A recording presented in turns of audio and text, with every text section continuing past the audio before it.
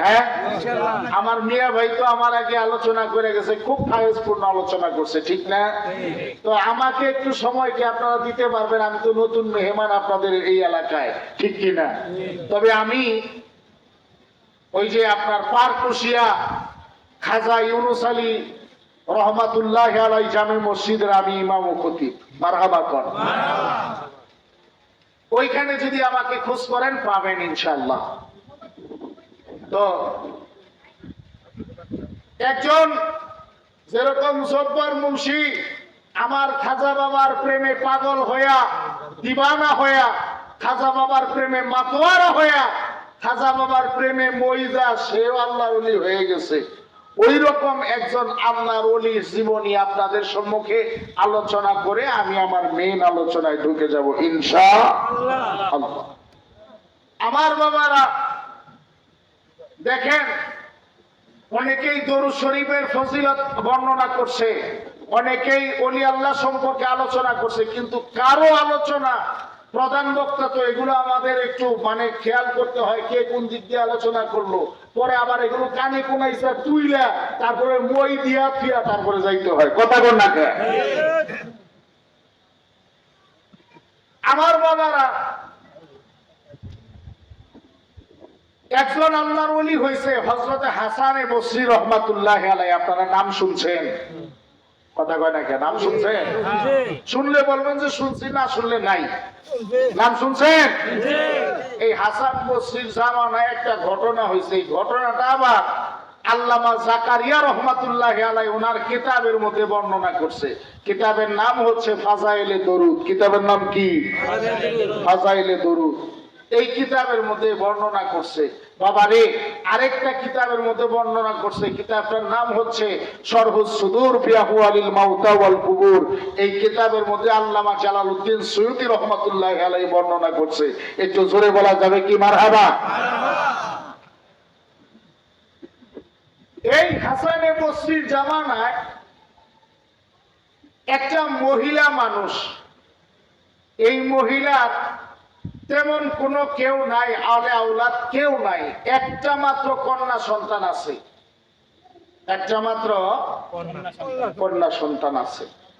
এই সন্তানটা দেখবেন একটা পরিবারে যদি কারো কোনো সন্তান আদি নাই, একজনের খালি একটা ছেলে বা একটা মেয়ে হয়েছে, তাহলে 3 ভাই 4 ভাই মিলা ওই সন্তানটা কারাকারি, কথা কোন ঠিক কিনা? চোখের আড়াল হইতে দেয় না। আর যখন 10টা 5টা মায়ে ওই দিক দিয়ে রাগ করে কইতেছে তন্নাল গাপ, এটা গাড়ির তলে পড়ে না কে, এটা বিমানের তলে পড়ে না কে, এটা ট্রেনের তলে পড়ে না কে, ওর দুনিয়ার সব জায়গায় ঠাড়া পড়ে, ওর বহির পড়ে না কে, এরকম মা বোন আছে না নাই?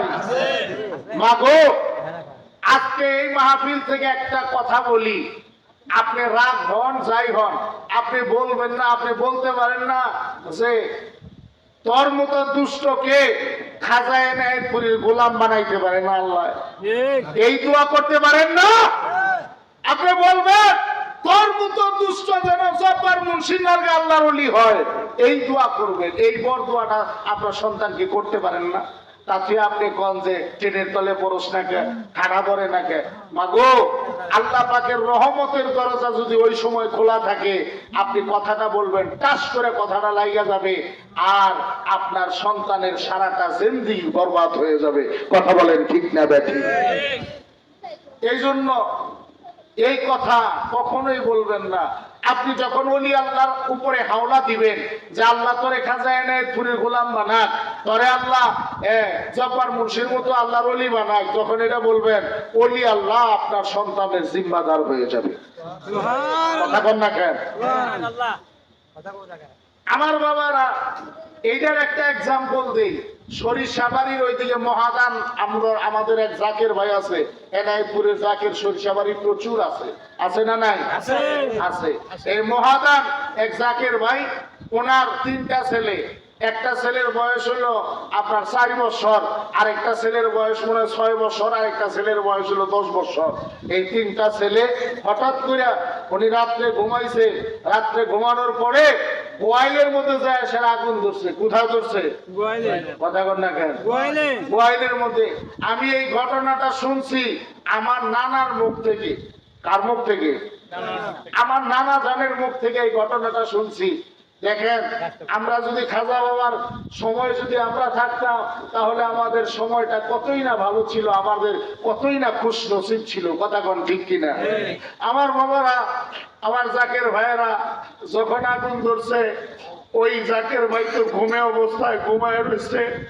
হঠাৎ করে যখন আগুনের তাপ, ওই জাকের ভাইটা লাফ দিয়ে উঠছে, দেখে চতুর্দিকে আগুন দেখা যায়।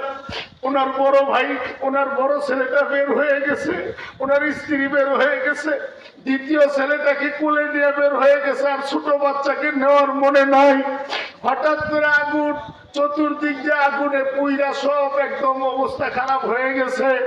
লাস্টে মনে করছে যে আমার ছোট বাচ্চাটাকে তো আমি বের করতে পারি নাই। লোকটা, আমার ওই জাকের ভাইটা, তখন বের করার জন্য অনেক চেষ্টা করছে, দৌড়ে যাইতে হয়েছে, লোকজনে যাইতে দেয় না। এই পাগল, তুইও কি তোর সন্তানের মতো পুড়তে চাস? এরকম ভাবে লোকজন চতুর্দিক দিয়ে আগুন নিবানোর জন্য পানি দিয়া দিয়া দিয়া দিয়া মোটামুটি আগুন নিবাইছে। হঠাৎ করে যখন আজান দেয়, এই আজানের টাইমে দেখে পাশের বাড়িতে খেরেপালার পাশে, খেরেপালার নিচের বৈশা বৈশা একটা ছোট্ট বাচ্চা মা গো বাবা গো কয়া কান্দিতেছে। দৌড়ায় যায় দেখে, দৌড়ায় যায় দেখে যে আমার ওই জাকের ভাইয়ের ছোট সন্তানটা ওই খেরেপালার পোল আউলিদ বৈশাখে কান্দিতেছে। যখন জড়ায় ধরছে, এই আমরা কোন পীরের গোলাম দেখেন, যখন বুকের মধ্যে যায় জড়ায় ধরছে, বাবা রে তুমি কেমনে বের হইলা? সঙ্গে সঙ্গে ওই সন্তানটা ডাক দিয়ে কয়, আব্বা গো আমি আগুনের মধ্যে ছিলাম, হঠাৎ করে একটা মুরব্বী মানুষ দৌড়ায় আসলো আগুনের মাঝখান দিয়া, দৌড়ায় আইসা গো আব্বা আমারে কোলে নিয়া ওই খেরে পাড়া লাউলিতে ওখানে নিয়ে বসায় রাইখা গেছে। কয় লোকটারে তুমি চিনোনি? কয় না, আমি লোকটারে কোনোদিন দেখিও নাই, চিনিও না, ছোট্ট মানুষ।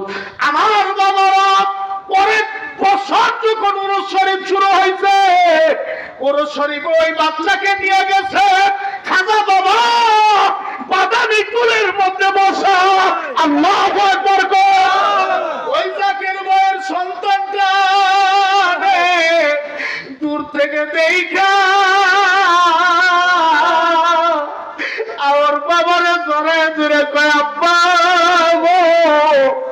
ওই যে আমাদের বাড়িতে আগুন ধরছিল, ওই আগুন থেকে বাঁচাইছে অন্য কেউ না, ওই যে ফুলের মধ্যে বৈশা রয়েছে ওই জাদুটা আমারে বাঁচায় দিছে। জোরে জোরে কন মারহাবা। চাইতে জানলে রয় না কাঙ্গাল, চাইতে জানলে রয় না কাঙ্গাল, অপুরান্ত ভান্ডারে কেউ ফিরে না খালি হাতে, খাজা পীরের দরবারে কেউ ফিরে না খালি হাতে, খাজা পীরের দরবারে। জোরে জোরে কন মারহাবা। কষ্ট হইতেছে আপনাদের? আমার বাবা গভীর মনোযোগ, একটা মাত্র সন্তান, এই সন্তানকে ছাড়া একটা মুহূর্ত থাকতে পারে না। মাগো আজকের এই মাহফিল থেকে ওয়াদা করেন কখনো সন্তানদেরকে বদদুয়া দিবেন না। ও মা, আপনি বলবেন আল্লাহ যেন তোকে খাজায় রায়পুরীর গোলাম বানায়। খাজা বাবার গোলামি যদি কেউ করে, বাবা রে সে কত বড় দরজার আল্লাহর ওলি হয় আমি বলতে পারবো না, কিন্তু মৃত্যুর আগে আমার খাজা বাবা তার নামটা আল্লাহর দপ্তর থেকে ওলি আল্লাহর খাতায় লেখা নিয়ে আসে। জোরে জোরে কন মারহাবা। আরে বীর রাজি যার উপরে আমার রাসূল রাজি, তার উপর আমার রাসূল রাজি, আমার আল্লাহ রাজি তার উপর। ইয়া আল্লাহ ইয়া রহমান আয় হায় ইয়া রহিম ইয়া আল্লাহ ইয়া রহমান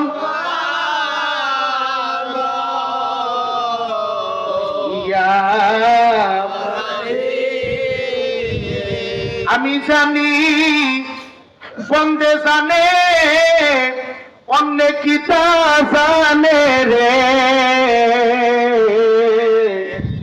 আমরা এনে পুরে কেন গেলাম রে। আমি জানি বন্দে জানে অন্য কিতা জানে রে, আমি এনাপুরে কেন গেলাম রে।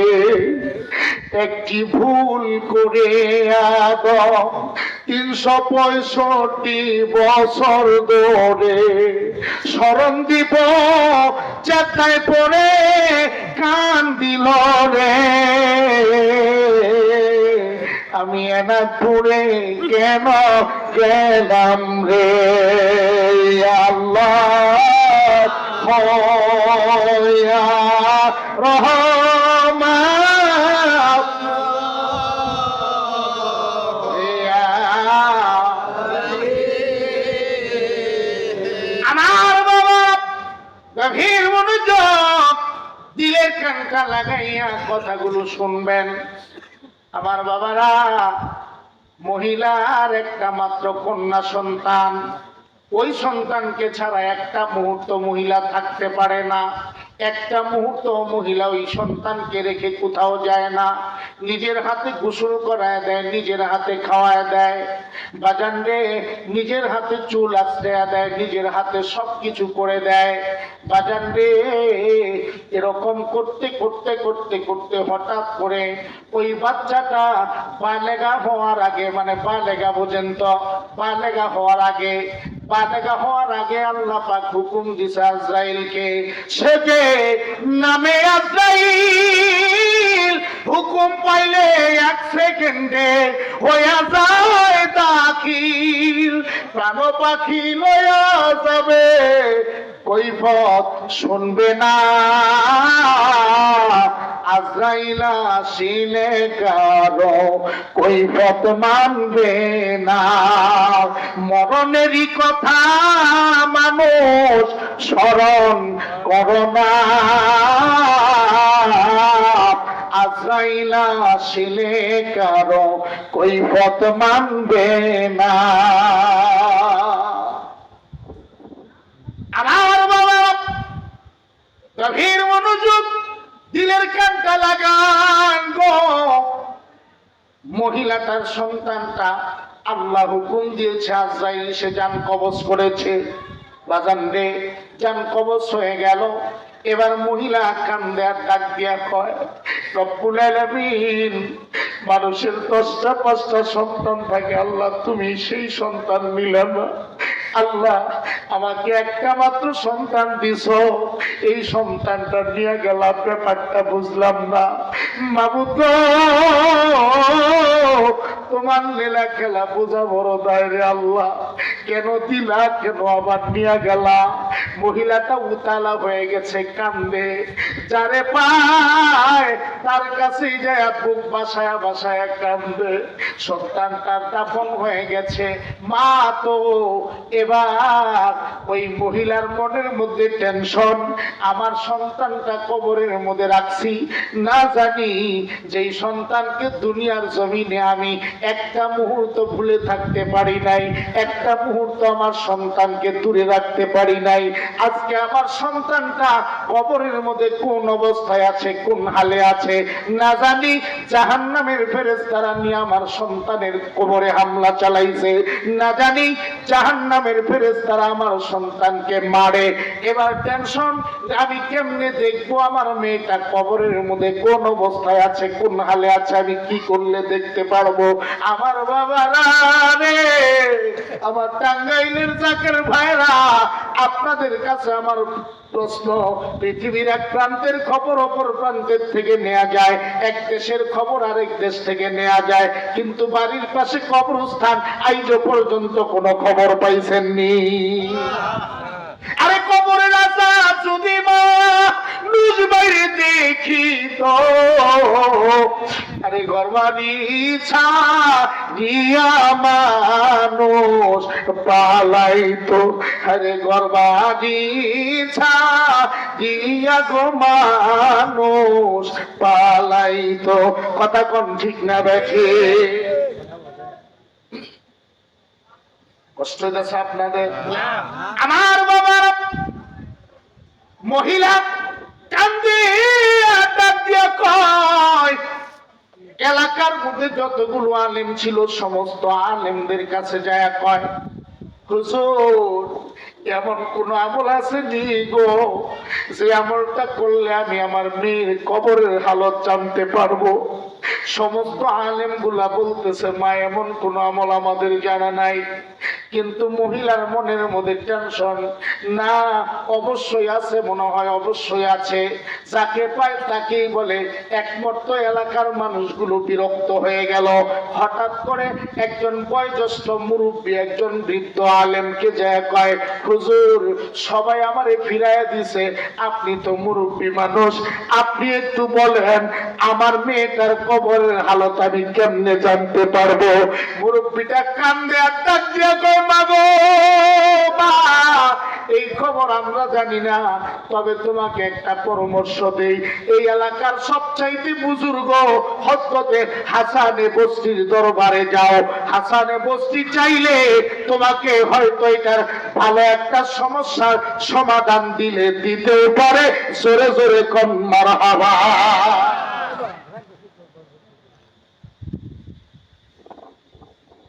আমার বাবা ওলি আল্লাহর দরবারে সমাধান আছে না নাই? আছে। এই বিশ্বাস আছে না? আছে। ও বাজান,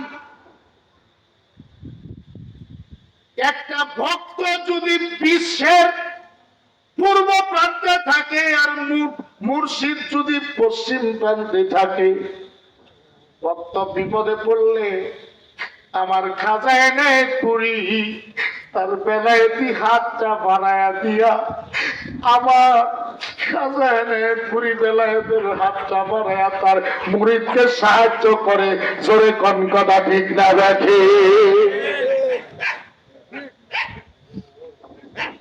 আমার গভীর মনোযোগ, দিলের কানটা লাগাইয়া কথাগুলো শুনবেন। মহিলা দেরি করে নাই, দৌড়াইয়া মহিলা বাড়িতে দৌড়াইয়া মহিলা আল্লাহর ওলির দরবারে চলে গেছে। আল্লাহর ওলির দরবারে যায়া ডাক দিয়া কয়, বাবা গো, মনের মধ্যে বিশাল বড় আশা নিয়ে আপনার দরবারে আসছি। বাবা গো, মনের মধ্যে বিশাল বড় কষ্ট নিয়ে আপনার দরবারে এসেছি। আল্লাহর ওলি ডাক দিয়া কয়, মা গো, কি জন্য আসছেন একটু আমাকে বলেন। ডাক দিয়া কয়, গো আল্লাহর ওলি, আজকে বেশ কিছুদিন হয় আমার একটা সন্তান দুনিয়ার থেকে বিদায় হয়ে গেছে। হুজুর গো, কবরের মধ্যে আমার এই সন্তানটা কোন অবস্থায় আছে, কোন হালে আছে, আমি একটু জানতে চাই গো হুজুর। আল্লাহর ওলি ডাক দিয়া কয়, মা গো মা, বিশ্বের এক প্রান্তের খবর অপর প্রান্তের থেকে নেওয়া যায়, কিন্তু কবরের খবর আজ পর্যন্ত কেউ নিতে পারে নাই। মহিলা চিৎকার মারে ডাক দিয়া কয়, হুজুর আল্লাহর ওলির দরবারে আসছি গো, যতক্ষণ পর্যন্ত সমাধান না পাবো ততক্ষণ পর্যন্ত আমি দরবার থেকে যাব না। জোরে জোরে কোন মারহাবা। কত শত আজিজি বাবা লয়ে মনে মিনতি এসেছি বাবা তোমার কদমে, করো বাবা জানায় তোমার মনে। দুঃখ দিয়া যদি তোমার মনে শান্তি পাও, যত পারো দুঃখ দিয়া আমারে কান্দাও। ঠিক না বাবা গো, দুঃখ দিয়া যদি তোমার মনে শান্তি পাও, যত পারো দুঃখ দিয়া আমারে কান্দাও। আমি সপিয়াছি মন প্রাণ, হারাইয়াছি কুলমান, সবই বাবা করি কদমে, করো বাবা জালয় তোমার মনে। বাবা গো, বুকে আমরা তাজা দুঃখ, প্রেমে পড়া দেহ, তুমি ছাড়াই আমার দুঃখ বুঝে না তো কেউ। আপন পীর ছাড়া মুরিদের বেদনা দুনিয়ার কেউ জানে না। আমার আল্লাহ মহিলা বলে হুজুর, যতক্ষণ পর্যন্ত সমাধান না পাবো ততক্ষণ পর্যন্ত আমি যাব না। আল্লাহ বলি ডাক দিয়া কয়, মাগো তুমি আমাকে ধরার মতো দর্শ, তুমি যদি আমাকে এইভাবে না বলতা তাহলে আমি কোনোদিন এই সিক্রেট আমলটা বলতাম না। মারহাবা কোন। আপনি যদি আমাকে এইভাবে না করতেন তাহলে এত গোপনীয় আমলটা আপনাকে বলতাম না। মাগো ও মা, আপনি নামাজ পড়েননি? কয় হ্যাঁ নামাজ পড়ি। কয় আজকে বাড়িতে যাইয়া ঈশারের নামাজ আদায় করবেন। কিসের নামাজ? ঈশার নামাজ আদায় করে একটা পাক বিছানার মধ্যে বসে বসে ঈশার নামাজের পর দুই রাকাত করে 4 রাকাত নফল নামাজ পড়বেন। প্রথম রাকাতে সূরা ফাতিহার পর আলাম নাসর সূরা পড়বেন 11 বার, দ্বিতীয় রাকাতে কুল হুয়াল্লাহ সূরা পড়বেন 11 বার, পড়ে এইভাবে দুই রাকাত করে 4 রাকাত নফল নামাজ পড়বেন। নফল নামাজ পড়ে আপনি একটা পাক বিছানার মধ্যে একটা তসবিহ নিয়া কমপক্ষে আমার নবীজির উপরে 1000 বার দুরূদ শরীফ পড়বেন। কতবার? জবান খুলে বলেন কতবার? 1000 বার দুরূদ শরীফ পড়বেন। দুরূদ শরীফ পড়ে একটা পাক বিছানার মধ্যে ঘুমায়া যাবেন। আমার আল্লাহ চাইলে আমার নবীজির দরুদের বরকতে আপনার মেয়ের কবরের হালত দেখাইতেও পারে। জোরে জোরে কোন মারহাবা।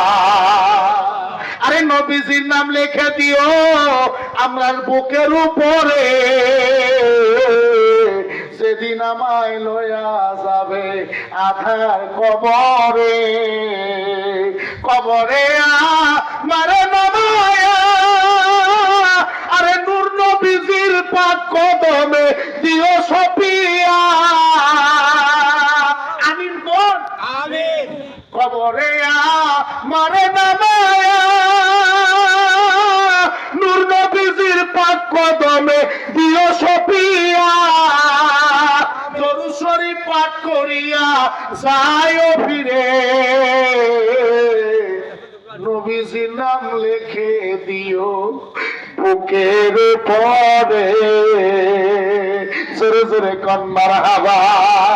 শাফিউল মুজনাবিন তুমি, যে গুনাহগার উম্মতের